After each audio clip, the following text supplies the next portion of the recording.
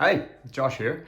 In these videos, I bring my experience as a business design facilitator and keynote speaker together in bite-sized chunks, so hopefully some of this helps you.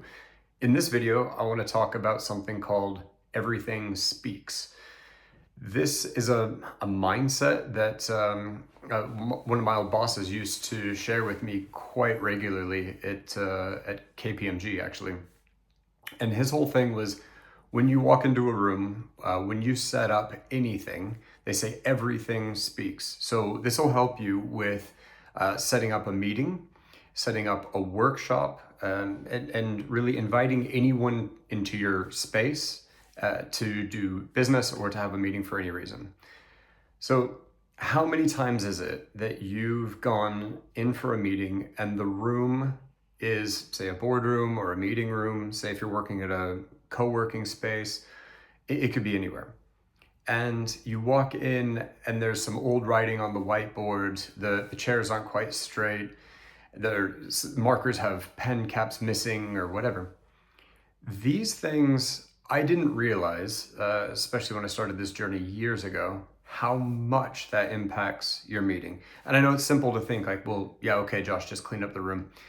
It's more than that. What you're doing is you're setting an intention for the people that are taking their time to come into your space, and it shows that there is a process and a level of care that reads the need for what they might need in your space, right? So I remember when I was much younger, I was working at Staples, the office supply store. We're talking many years ago. And my district manager at the time, this was in Washington State, he used to say that they would call it blocking, when you block or zone, clean up the aisles in the store to make all the products look nice, face the front. And he would say that that's not just for sales, that's not just for making the place look pretty, it was for theft prevention. And I was like, theft prevention? I didn't understand that. And he said, well, think about it.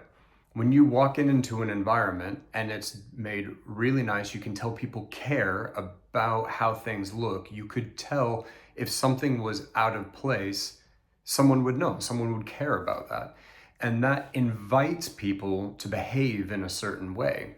So I thought that was really fascinating. And then taking that on into business meetings and workshops, there is such a strong element of that when we're setting up the space, because when you walk into a room and the whiteboards are clean, you can tell that there's been a little bit of care put into it.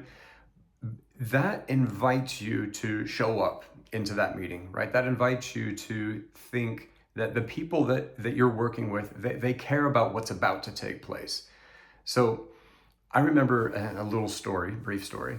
I remember I was kind of early in my career as a business designer, and my boss at the time, this was in Australia where I was working for KPMG.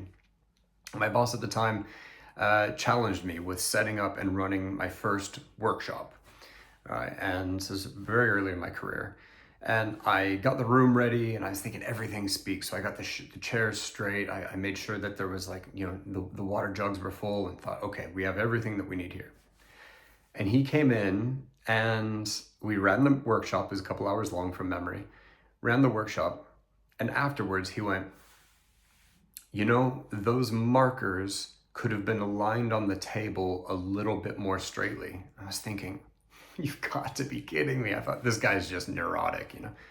And no, like looking back on that, and the reason, he's like, you're always tightening the screws. You're always reading the need of aesthetically, purposely, functionally, the way that things are going to be set up. So going back on that, I mean, yeah, it was kind of a joke between he and I of like, okay, yeah, the markers were straight, but there's so much care to that. So what I want to bring to you is, when you have your next meeting, because this is so often overlooked, I see it all the time now in meetings I go to, you name the country. I mean, this is a very universal thing.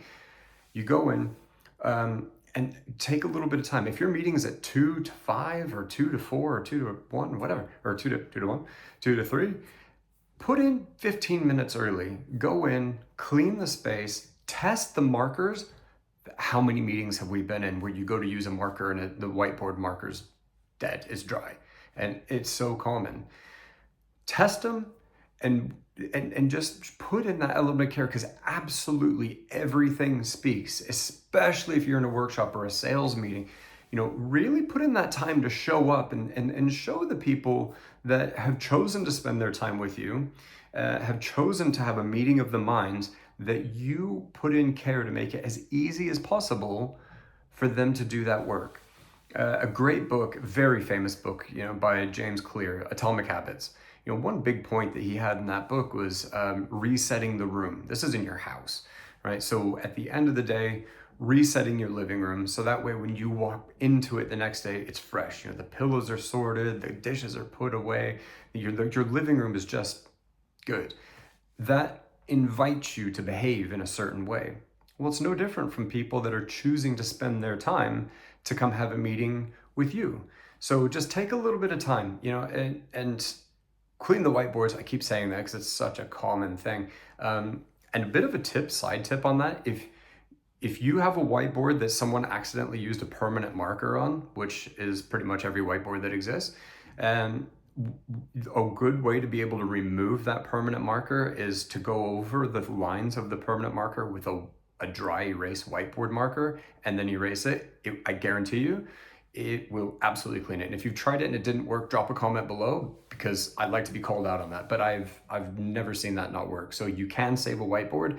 You can have it looking good.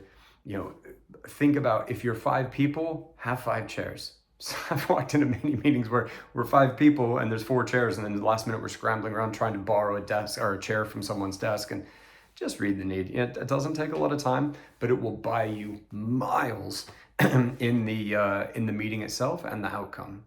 So I would like to hear from you, if you think this is silly, or if you think this is helpful, or if you have any other ideas, like how do you create an environment where everything speaks? I would love to hear your experience. And if these are helpful, drop a like. Thanks.